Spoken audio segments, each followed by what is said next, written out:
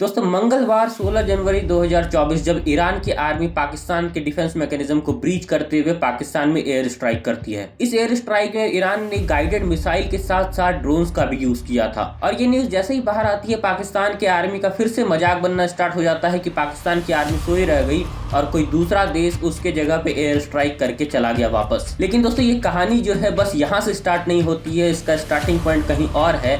आज के इस वीडियो में हम पूरी कहानी जानने वाले हैं कि क्यों आखिर ईरान ने पाकिस्तान के ऊपर एयर स्ट्राइक किया। साथ में दोस्तों हम इस वीडियो में ये भी जानेंगे कि अगर इन दोनों ही देशों के बीच में युद्ध होता है तो कौन सा देश भारी पड़ेगा और इसका कॉन्सिक्वेंसेस क्या होने वाला है। दोस्तों पाकिस्तान और ईरान के बीच का ये मसला 18 दिसंबर 2023 से स्टार्ट हुआ था। पाकिस्तान का एक आतंकवादी संगठन है जिसका नाम है जैश-उल-अदल और ये बलोचिस्तान और चिस्तान के इलाके में रहता है। बलोचिस्तान जो कि पाकिस्तान का क्षेत्र है और चिस्तान जो कि ईरान का क्षेत्र है। ये जितने भी आतंकवादी हैं ये सुन्नी समुदाय से आते हैं और ये बोलते हैं क्या कि हम यहाँ पर न्याय दिलाने के लिए हमारी ये आर्मी है और ये चाहते हैं क्या कि बलोचिस्तान के साथ साथ जो चिस्तान है वो दोनों ही आज़ाद हो जाए और यहाँ पर उनका वर्चस्व हो। और इसी मंसूबे के साथ जैश-उल-अदल के आतंकवादी ईरान के साउथ ईस्टर्न इलाके में जाते हैं और वहाँ पर पुलिस स्टेशन में अटैक करते हैं जिसमें कि 11 पुलिस ऑफिसर्स की मौत हो जाती है। और इसके बाद शुरू होता है ईरान का बदला जो कि 16 जनवरी 2023 को ईरान ने लिया। ईरान ने पाकिस्तानी डिफेंस सिस्टम को ब्रीच करते हुए 2 आतंकी ठिकानों पर एयर स्ट्राइक किया जहां पर कि ड्रोन और गाइडेड मिसाइल का उपयोग किया गया था।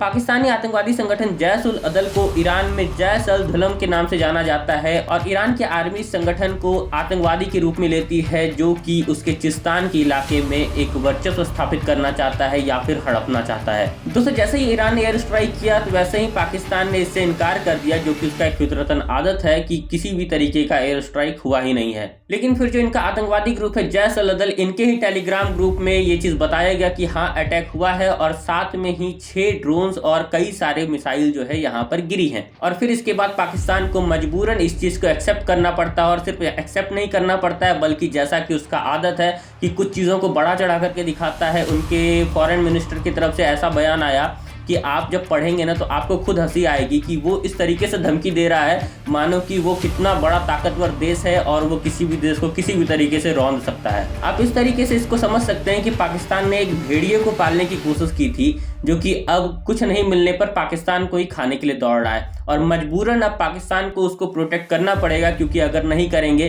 तो उनके ऊपर बाहर से ये आरोप आएगा कि ये जो है आतंकवाद को पोषित करते हैं। लेकिन अब इसका कोई फायदा है भी नहीं क्योंकि पाकिस्तान को सब जानते ही हैं कि ये आतंकवादी को पोषित करता है। अब वो चाहे ना चाहे या फिर दुनिया को कितना भी गिदड़ भभकी दिखा ले लेकिन लोगों को तो असलियत पता ही है। लेकिन पाकिस्तान तो पाकिस्तान है भाई, किसी भी तरीके से उसको रिटेलिएट करना था, कुछ भी करके दिखाना है कि हम कमजोर नहीं हैं, भले ही हमारे घर में खाना मिले या नहीं मिले, भले ही हमारे घर में चावल हो या नहीं हो, भले हमारे घर में रोटी हो या ना हो, लेकिन हम जो है दूसरे के देश में जाकर के जरूर से मिसाइल मारेंगे। और इसीलिए फिर पाकिस्तान ने भी रिटेलिएट किया और उसने ये कह करके किया कि बलोच लिबरेशन फ्रंट नाम का एक संगठन है जो कि ईरान में एक्टिव है और ये चाहता है कि बलूचिस्तान को वो हड़प ले। सबसे पहली बात तो ये कि बलूचिस्तान जो है खुद ही चाहता है कि वो पाकिस्तान से अलग हो जाए। अब किसी तरीके से पाकिस्तान की आर्मी उसको हथिया करके रखी हुई है। पाकिस्तान के लिए खुद मुश्किल हो गया है कि वो किस तरीके से बलूचिस्तान को बचा करके रखे क्योंकि ऐसा ना हो कि कुछ दिन बाद जो है आपको बलूचिस्तान जो है एक अलग ही देश दिखाई दे पाकिस्तान से अलग होकर के। और पाकिस्तान के इस दिखावे वाली रिटेलिएशन में 9 लोगों की मृत्यु हो जाती है और उसके बाद अब और भी ज़्यादा ये मामला जो है गर्म हो जाता है क्योंकि आज तक ऐसा कभी नहीं हुआ था जो कि 2 देशों में पहले एक ने स्ट्राइक किया दूसरे ने फिर से एयर स्ट्राइक किया। और जाहिर सा बात है कि अब ईरान भी चुप नहीं रहने वाला है। लेकिन अब दोनों ही देशों के बीच में अगर युद्ध होता है तो अब कौन सा देश जीत सकता है उसका जो है हम आपको जानकारी देने वाले हैं क्योंकि दोनों ही देशों के जो वार पावर हैं उसको हम लोग कंपेयर करेंगे जिससे कि हमें पता चलेगा कि कौन सा देश अभी मजबूत स्थिति में खड़ा है। दोस्तों आज के ज़माने में किसी भी देश के वार पावर जो है 3 चीज़ों में बांटा जा सकता है। सबसे पहला मिलिट्री, उसके बाद न्यूक्लियर कैपेबिलिटीज और तीसरा जो है इकोनॉमी। दोस्तों ईरान की अगर बात करें तो ईरान में 9,34,000 वहां पर मिलिट्री है और अगर पाकिस्तान की बात करें तो 14,40,000 है। यहाँ पर आपको पाकिस्तान की जो है पावर ज़्यादा है क्योंकि यहाँ पर जो पाकिस्तान अपने फील्ड में जितनी मिलिट्री को रखता है उसकी संख्या हमेशा ज़्यादा रहेगी क्योंकि पाकिस्तान को अपने देश से सुरक्षा से पहले जो है अपने आतंकवादियों की सुरक्षा करना पड़ता है। तीनों तरफ से बॉर्डर लॉक स्टेट में है, इस वजह से उसकी आर्मी जो है वो बड़ी है। वहीं अगर टैंक की बात की जाए तो ईरान में 3,372 टैंक्स हैं, वहीं पाकिस्तान में 2,200 टैंक्स हैं। आर्मर्ड व्हीकल जो है ईरान में 11,000 के आसपास है, पाकिस्तान में 3,800 है बस। फाइटर जेट्स की अगर बात की जाए तो ईरान में 336 है, वहीं पाकिस्तान में 356 है।